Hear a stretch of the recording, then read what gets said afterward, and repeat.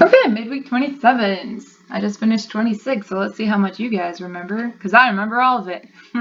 So you should consider every sentence you write as either individually or a part of a greater whole. Normally you want to consider the sentences as part of a greater whole, right? Because normally they come in paragraphs and pages, not necessarily one individual sentence. To make your writing more exciting, you should WHAT your sentences from the subject verb pattern. You should definitely move them around, which means you should vary your sentences, which is V-A-R-Y, not V-E-R-Y. That's very. Vary and vary sound the same. Sorry guys, I'm a little hyper and I don't know why, because recording these is really boring, but yeah. Okay, moving right along. You can give a word or word group its greater emphasis by leaving it in the normal position, true or false. False, right? You can give it more emphasis by moving it to the front of the sentence out of its normal spot, because that catches your eye a lot more. And true or false, putting an adverb or an adverbial word group, like a clause or a phrase, ahead of the subject should not be done too often, because it is the exception rather than the rule. That is true. If you put every single sentence starting with an adverb clause, then that's going to get really boring, and you're going to want to vary up your sentences by flipping it to being the subject first. So it's more of a variation kind of a thing, not a do it every single time kind of thing. Okay, so you are familiar with adverb clauses that begin with if and answer the question on what condition. So if I had taken more time, comma, I could have done better. So the verb in the adverb clause consists of two words, an action verb and a helping verb. And what are those two verbs? Had taken, right? So the if idea can also be expressed without using the clause signal if at all, which is kind of fancy. So if I say, had I taken more time, comma, I could have done better. So pretty much all we did was take out the if and move the helping verb to the front, right? Had I taken more time, I could have done better. So we recognize this is still a clause though, but only because of the unusual word order. The subject I doesn't come first. Instead, it comes between the two parts of had and taken, which is what part of speech? They are verbs. Okay, so it comes in between the verb. I had taken more time. Had I taken more time? Do both word groups contain exactly the same amount of words? Yes, of course they do. But which word group, by its unusual word order, tells you that it's not a sentence but a clause, right? It doesn't make sense by itself. That would be be, right? Normally the helping verb doesn't come in front of the subject. So if I had taken more time, I could have done better, versus had I taken more time, I could have done better. So the word order of the clause in B, just like what clause signal in A, tells us that this is an adverb clause, same as this one. Okay, so what is the word up here that signals it's a clause? If. If, my subordinating conjunction. Okay, so you can have a clause without the subordinating conjunction as long as the verb word order gets flipped around a little bit. So the adverb clause in B is not any better or worse than the adverb clause in A. They're both grammatically fantastic sentences. I'd be happy if you guys wrote either of those. But it does enable you to add greater clearness or variety to your sentences. It gives you more variety. It changes it up a little bit. So I had taken more time. Had I taken more time? I just did that one, didn't I? No, I didn't. Okay. Sorry, I'm losing my mind. If you should hear of a job, comma, let me know. Okay, so we're going to eliminate the if in this clause, and we're going to put the subject in between the two parts of the verb should and here. So like it just said, right, get rid of the if, and then move what word to the front? Should, right? Should you hear of a job, comma, let me know. So hopefully you guys can see how it's really not too difficult, right? You just get rid of the if in front, take the helping verb, move it in front of the subject you. So if I were in your place, comma, I should do the same thing. So the verb in the adverb clause in this case is what word? Just were, right? There's no action verb here, like there was up here with here. There's only were. So you can still do the same type of thing. Take out the if, move were to the front. If I were in your place versus were I in your place. So the adverb clause in A consists of one word, the were. So to eliminate the if in clause A, you need to put the verb before or after the subject I. You put it before. Okay, so you can still do it even if there's only one verb there. Just move it to the front. So if I were in your place, comma, I should do the same thing versus were I in your place, comma, I should do the same thing. So the unusual word order of the clause in B does the same purpose as what clause signal in A, the if, once again, and it tells us that both word groups are what kind of clauses? Adverb clauses. Sorry. So here's what we're going to do for this chunk. You're going to eliminate the if in the adverb clause, and you're going to change the word order of the clause. Remember, you move the helping verb in front of the subject. So I would have written Nessa if I had known her address.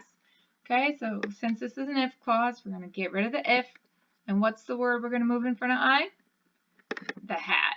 So I would have written Nessa had I known her address. That's all you have to do. Okay? So why don't you guys try this one? If Eric were willing to run, he would win hands down. So go through it and see if you can get the same answer that I get. I'll give you a second or two to try to figure it out.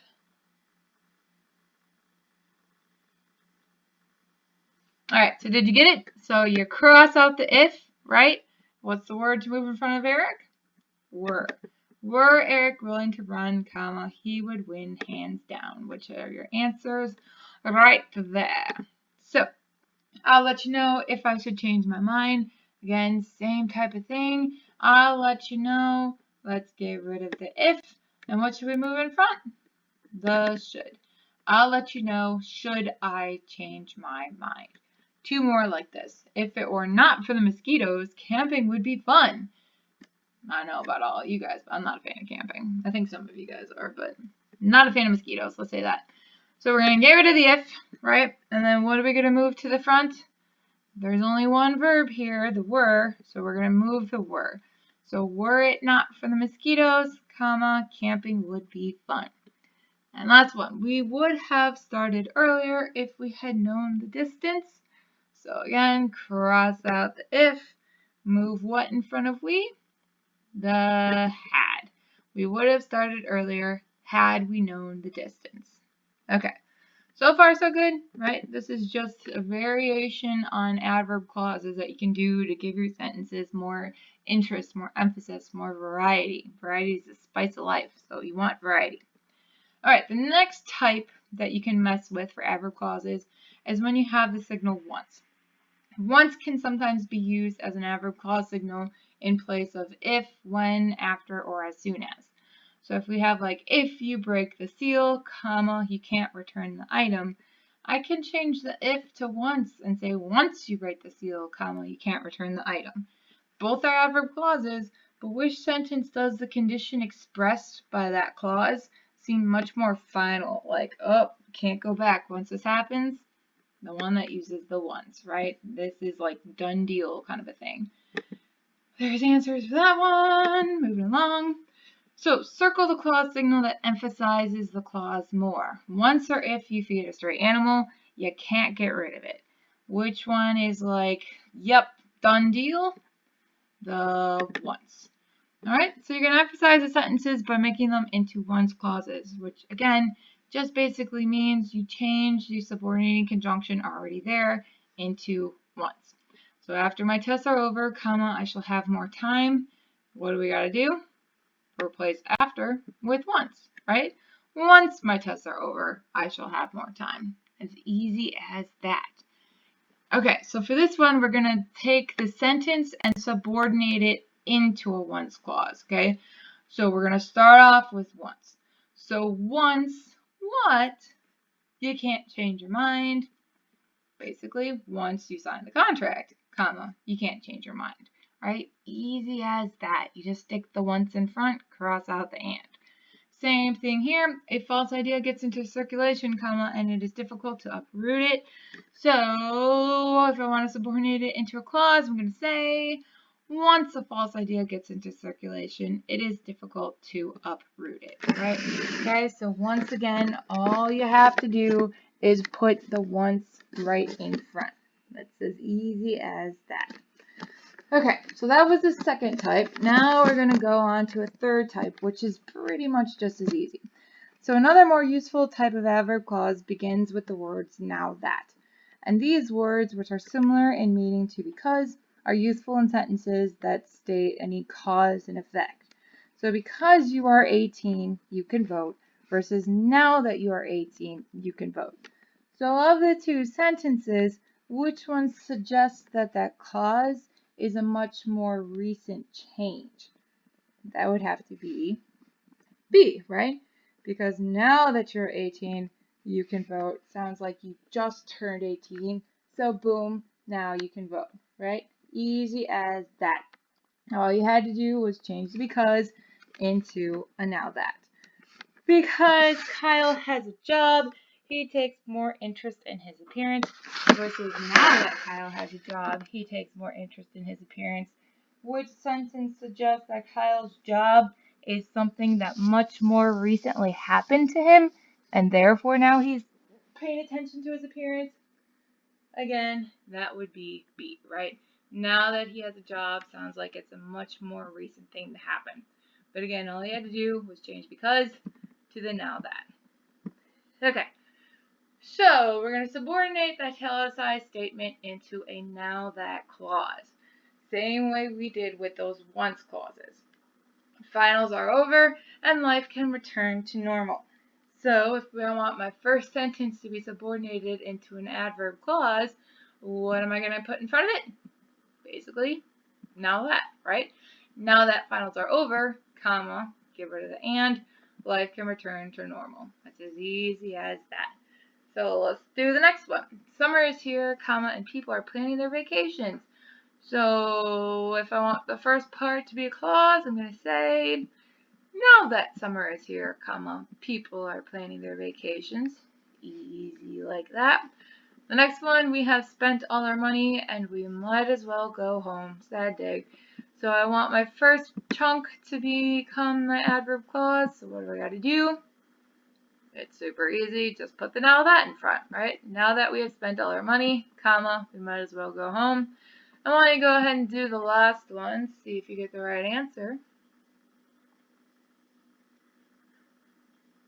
Which would be the now that in front. Now that Mrs. Anderson has explained the problem, comma, it seems very simple. Which is hopefully the same thing with these. Hopefully these seem very simple to you guys because they're not too difficult, but they do give you more variety, which is the whole point of this little unit. We want to change up your sentences. Okay, so moving right along. That was the third one. There's one final one, which is probably the hardest of the four, but even then it's really not that bad. So another unusual type of adverb clause can sometimes be used very effectively in place of an although clause. So if we have cheap as it is, comma, the car is no bargain.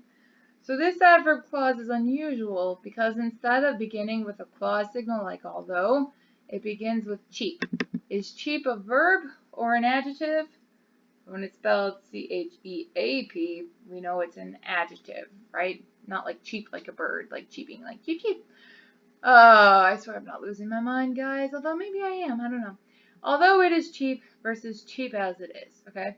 So in which clause is my subject complement cheap not in the normal position? It would be B, right? Because it's coming in front. So we have although it is cheap, comma, the car is no bargain versus cheap as it is, comma, the car is no bargain. So which sentence does the clause give more emphasis to the cheapness of the price since it's not in the normal order that we would usually find it in? That would be B, right? Because it's coming in front. So, large as the house is, comma, we find it too small for our family. Versus, although the house is large, comma, we find it too small for our family. So again, which sentence is emphasizing the largeness of the house since it's not in its usual order formation? That would be A. So sometimes this type of clause begins with an adverb or an adjective that has been shifted from its usual position at the end of the sentence. So if we have although we came early, comma, we got poor seats, versus early as we came, comma, we got poor seats. Which sentence is emphasizing the adverb early? B, right? Because again, it's coming in front. So how do you make these clauses? It's really not too difficult, right? The instructions alone will tell you how to do them. So the key here is you got to understand the instructions. So when you change the although clause to one that begins with an adjective or adverb, you have to first find that adjective or adverb, and then you put the word as, okay? So although I replied courteously, comma, Karen took offense. So first step, right, is we get rid of the although. It is gone because although does not stay like it does up here. Then you got to look at the rest of the clause and think, okay, which of these words is an adjective or an adverb? And we know courteously is an adverb because it ends with ly. That's always a good signal. So you move courteously to the front, but then you have to remember the word as, okay? Every year on the test, there's always a handful of people who mess this up. Even though the instructions will tell them that they need the word as, they always forget the word as, okay? So try to remember for the test that you need the word as. So you would have courteously as what? As I replied, comma, Karen took no offense, okay? So pretty much all you did was move the adverb or the adjective to the front, then the word as, then the rest of the clause. You totally got rid of although. So let's do the same thing. I had to finish my theme, comma, although it was late. So first step, get rid of the although. Second step, find the adjective or the adverb, which in this case is what word? Late. So I had to finish my theme, late, and then what word? As. And then it was, right? You just finish it off. So I had to finish my theme, late as it was. Although we tried hard, comma, we couldn't make a touchdown. So sad day for the football team. So we're going to cross out the although. What is the adjective or the adverb? Hard. So we're going to put hard in front, followed by what word? As. Hard as we tried, comma, we couldn't make a touchdown. Now these next three, you're still going to do the same thing, only there's no although in front, right? It's just a regular sentence, but you can still apply the same type of format, okay? You just have to skip the step of crossing out the although, which isn't bad. So what is the adjective or the adverb here? Available. So you start off your sentence with available, continue with the word as, and then finish off the clause, right? Available as Jack is, comma, he's not able enough for this trip. So, this next one, why don't you guys try it? Mr. Peters was angry, comma, but he didn't show his temper. What am I going to do to rephrase this sentence and subordinate it into this type of clause structure? Think, what word do I move to the front? And then I have the word as, and then I finish off my sentence, which would make it angry as Mr. Peters was, comma, he didn't show his temper. Last one with this one, the material cost of war is great, comma, but the human cost is infinitely greater. Alright, now you'll notice this sentence has a lot of words to it, right? Material is one adjective, great is another adjective. But you got to think logically, which one is the one that needs to be moved to the front? The one that's the subject complement. It comes after the helping verb. So we're going to have great as the material cost of war is, comma, the human cost is infinitely greater. Okay? Now, like I said, that one is probably the trickiest just because there's so many steps to remember. But the instructions on the test will give you how to do it. Same with all the ones from this whole lesson. If you understand the instructions, forming those sentences on the test will be a breeze. But if you don't understand the instructions, you're going to be super confused, okay? So try to keep those in mind come test time whenever we get to that. Let's go to the worksheet.